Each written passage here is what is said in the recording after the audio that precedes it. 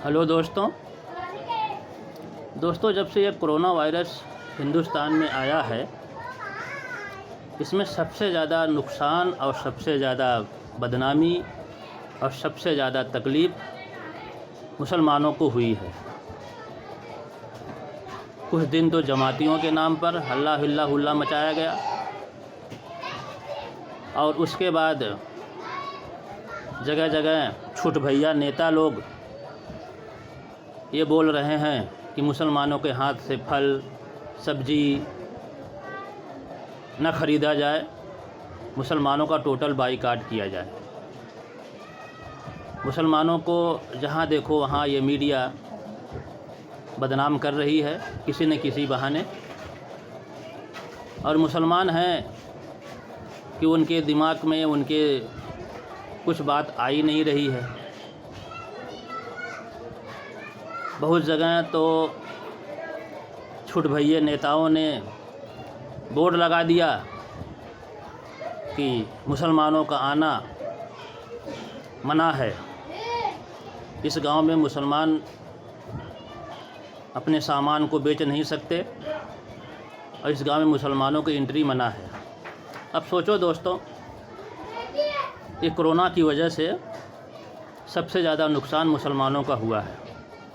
जब से यह लॉकडाउन हुआ है, मस्जिदें बंद हो गई हैं, मस्जिदों में नमाज़ें नहीं हो रही हैं, न 5 वक्ता नमाज़ पढ़ने को मिल रही है, न तो जुमा की नमाज़ पढ़ने को मिल रही है, और ना ही अलविदा जुमा की नमाज़ पढ़ने को मिलेगी दोस्तों, और ना ही ईद की ही।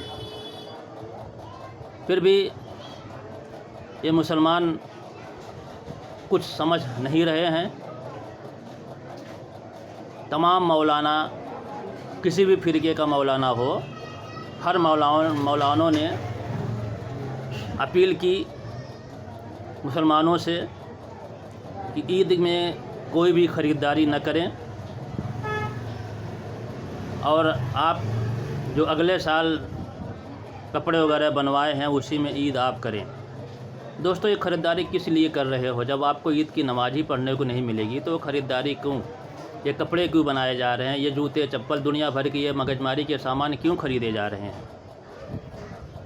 ये हुकूमत की फितरत समझिए। अभी तक तो लॉकडाउन था और जब ईद करीब आई तो इन्होंने सब दुकानें खोल दी कि इनके जो नुमाइंदों के जो माल फंसे हुए हैं वो निकल जाएं। बाद में ये ठीकरा जो है फिर मुसलमानों पे फोड़ दिया जाएगा कि मुसलमानों ने ईद की ख़रीदारी में सोशल डिस्टेंसिंग का पालन नहीं किया, बाज़ारों में जमघट लगाई, जिसकी वजह से ये कोरोना वायरस का आंकड़ा फिर से बढ़ गया। देखने में आया है दोस्तों कि मुसलमान अपनी औरतों को लेकर मार्केटिंग कर रहे हैं, कपड़े जूते चप्पल दुनिया भर की सामानें ख़रीद रहे हैं।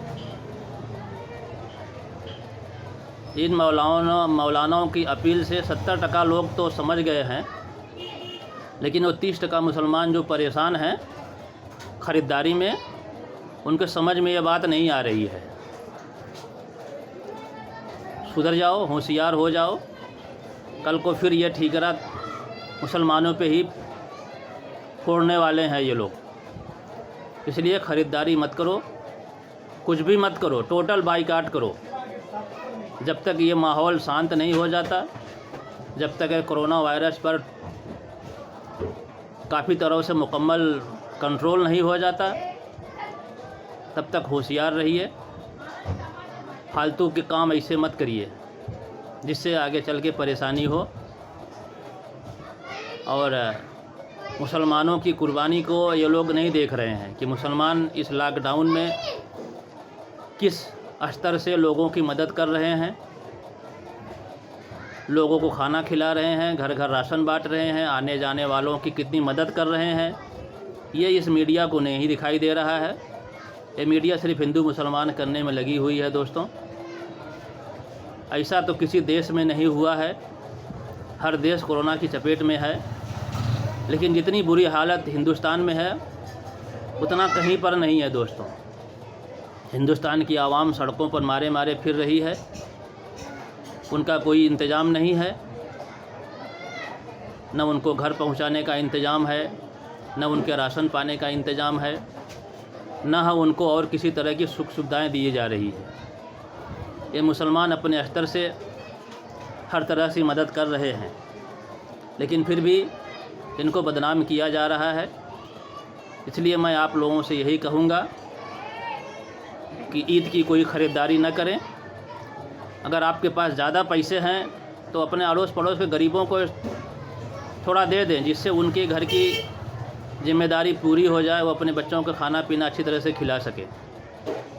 मेरी बात अगर आपको अच्छी लगी है दोस्तों तो लाइक और कमेंट करके ज़रूर जवाब दीजिए। धन्यवाद।